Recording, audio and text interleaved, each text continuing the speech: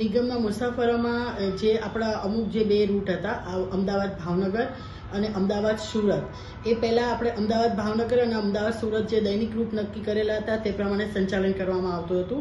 પરંતુ ત્યારબાદ અમદાવાદ ધોલેરા વાયા ધોલેરા ભાવનગર એક હાઈવે ચાલુ થયો અને મુંબઈ દિલ્હી એક્સપ્રેસ હાઈવે ચાલુ થવાના કારણે પ્રાયોગિક ધોરણે અમુક ટ્રીપો સંચાલન કરવાનું શરૂઆત કરવામાં આવેલી છે, જેમાં મુખ્યત્વે અમદાવાદ ભાવનગરથી જે સંચાલન થવા પામે છે અને નહેરુનગર સુરતની જે ટ્રીપો છે તેમાં આપણે ફેરફાર કરેલા છે, જે આપણે મુસાફર જનતાને ધ્યાને રાખી અને એ નિર્ણય લેવામાં આવેલો છે.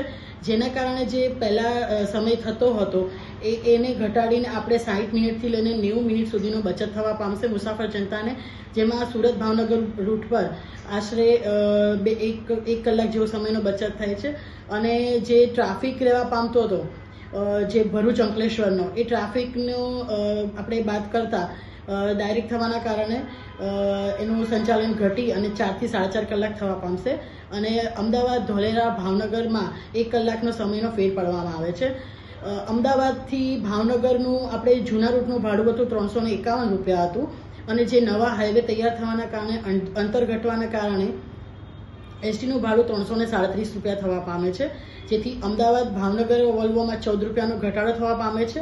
અને મુંબઈ દિલ્હી એક્સપ્રેસ હાઈવે તૈયાર થવાના કારણે અમદાવાદ સુરતનું જે અંતર હતું તેમાં અગાઉ નહેરુનગર સુરતનું ભાડું 748 રૂપિયા હતું અને નવું ભાડું એ 669 રૂપિયા થવા પામે છે, એટલે 61 રૂપિયાનો ઘટાડો થવા પામેલ છે.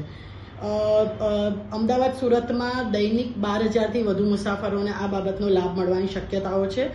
હાલ અમદાવાદ ભાવનગરની 24 ટ્રીપોને આપણે આ રીતે સંચાલનમાં મૂકવામાં આવી છે અને અમદાવાદ સુરત પ્રાયોગિક ધોરણે અત્યારે 1 અથવા 2 ટ્રીપનો સમાવેશ કરવામાં આવ્યો છે. તેમાં મુસાફર જનતાનો પ્રતિસાદ મળતા તેમાં વધારો કરવામાં આવશે.